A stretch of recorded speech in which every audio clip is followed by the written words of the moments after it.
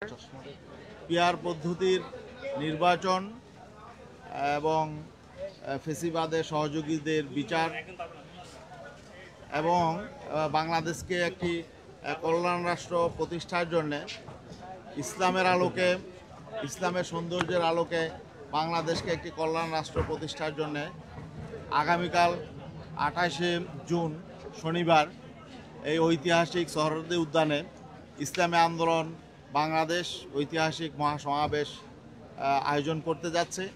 আপনারা লক্ষ্য করেছেন যে এই মহাসমাবেশের আয়োজনের কর্মযজ্ঞ চলছে।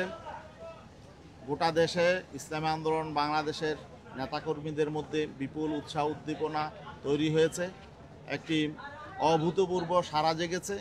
শুধু ইসলামী আন্দোলনের নেতাকর্মীদের মধ্যেই নয়, বরং সাধারণ দেশপ্রেমিক ইসলামী শক্তির মধ্যে, ইসলামী জনতার মধ্যে একটি মহাজাগরণ আমরা লক্ষ্য করছি।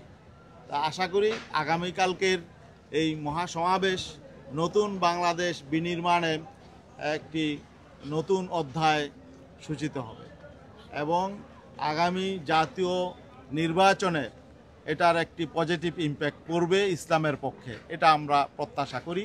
তা আজকে এই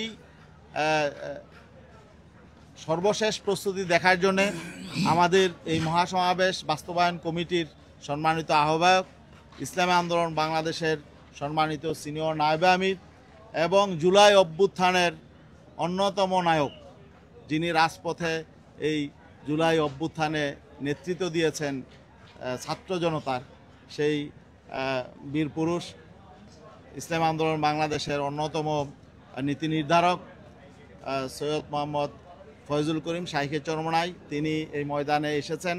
সব নায়েবে আমির, এখানে সিনিয়র নায়েবে আমির তিনি এসেছেন, সব কিছু তিনি দেখেছেন, দিক নির্দেশনা দিয়েছেন।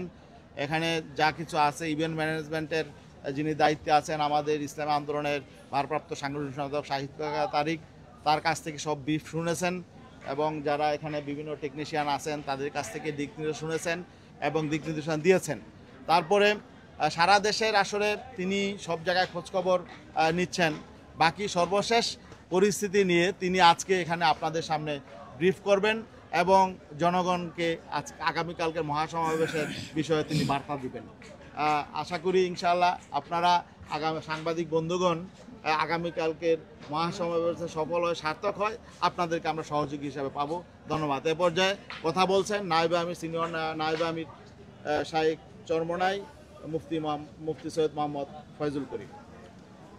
আলহামদুলিল্লাহ, আমাদের সমাবেশের কার্যক্রম প্রায় সমাপ্তির পথে। আলহামদুলিল্লাহ, আমরা পরিদর্শন করেছি, আমরা দেখেছি স্টেজ, মাইক এবং বিভিন্ন জায়গার ব্যবস্থাপনা সবগুলি মোটামুটি সম্পন্ন হয়েছে। বিভিন্ন দেশ থেকে, এলাকার থেকে মানুষজন আসার জন্য প্রস্তুতি গ্রহণ করেছে, তাদের যানবাহনগুলি ভাড়া করেছে, রিজার্ভ করেছে এবং আমাদের দলীয় নেতাকর্মী নয়, আমি বিশ্বাস করি যারা ইসলাম দেশ মানবতার পক্ষের শক্তি আছে, ইসলাম দেশ মানবতার পক্ষের শক্তির জনগণগুলি ইনশাআল্লাহ উৎসাহিত হয়েছে। আগামীকাল এই সমাবেশ থেকে আগামী বাংলাদেশ কিভাবে বিনির্মিত হবে তার মেসেজ দেওয়া হবে। আর আমরা মনে করি বিগত তন্ত্র মন্ত্র আমাদেরকে শান্তি দিতে পারে নাই, মুক্তি দিতে পারে নাই। ইসলামই একমাত্র শান্তি এবং মুক্তির পথ, কল্যাণের পথ।